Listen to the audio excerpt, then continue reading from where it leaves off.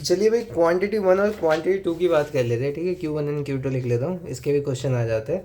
तो एक तरीके से टाइप बता देता हूँ किस टाइप के क्वेश्चन आने वाले हैं। तो सबसे पहले तो आपको दे देगा कुछ क्यू वन और इसकी कुछ स्टेटमेंट दे दे या कुछ भी एक इक्वेशन दे दे उसको सॉल्व करने को कोई, ठीक है। और आ जाएगा आपका क्यू टू, ठीक है। वो कोई स्टेटमेंट दे सकता है, जैसे एस आई का ही वो दे दिया कि टाइम इतना, आर इतना, एस आई कितना है। तो दोनों में मतलब ऐसा ही कैलकुलेट करना और फिर आपको इन दोनों में कंपेयर करना है, ठीक है। ऑप्शंस किस प्रकार से आएंगे, ऑप्शंस आएंगे, पहला आएगा कि क्यू वन क्यू टू से बड़ा है, ठीक है। दूसरा ग्रेटर दैन इक्वल टू, फिर आपका छोटा हो जाएगा, फिर लेस देन इक्वल टू, या तीसरा Q one is equal to Q two और नो रिलेशन, ठीक है।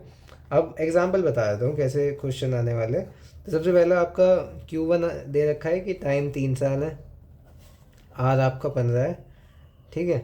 तो यहाँ पे आपको और एस आई भी दे रखा है, चलो एस आई भी 4800, ठीक है। क्यू टू आपकी दे रखी है टी 2 साल, आर 6% और सी आई आपका 3708।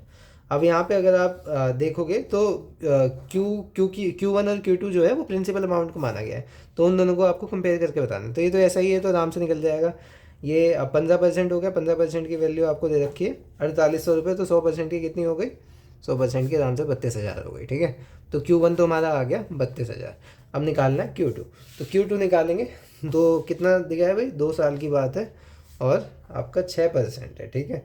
तो ये हो गया, ये मैंने याद भी कराया था, अगर 6% 2 साल का है तो कितना बैठता था आपका टोटल जो सी आई था, वो बैठता था 12.36%, ठीक है। याद रखने का यही फ़ायदा हो जाता है, डायरेक्ट क्वेश्चन हो जाता है, आपको अब निकालना नहीं पड़ेगा।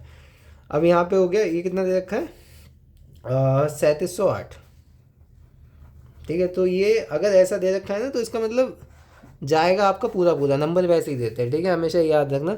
तो इसका जो 100% करोगे तो ये आपका पूरा 30,000 आने वाला है, ठीक है।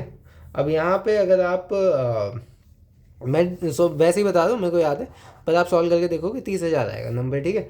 तो अब यहाँ पे अगर आप देखोगे, ये तो क्यू टू हो गया, ये आपका क्यू वन हो गया, तो डायरेक्टली आंसर क्या आ रहा है, ऑप्शन वन आ रहा है, which is Q one is greater than Q two, ठीक है। बेसिकली ये निचोड़ है भाई, सारे जो पहले पढ़ा है ना उसी में दो क्वांटिटी दे देंगे और उसमें कहेंगे भाई क्यू वन और क्यू टू के बीच में क्या रिलेशन है, ठीक है। ये भी एक छोटा सा चैप्टर है। तो दैट वाज ऑल, इंट्रोडक्शन था। मिलते हैं नेक्स्ट वीडियो में, तब तक के लिए गुड बाय, टेक केयर।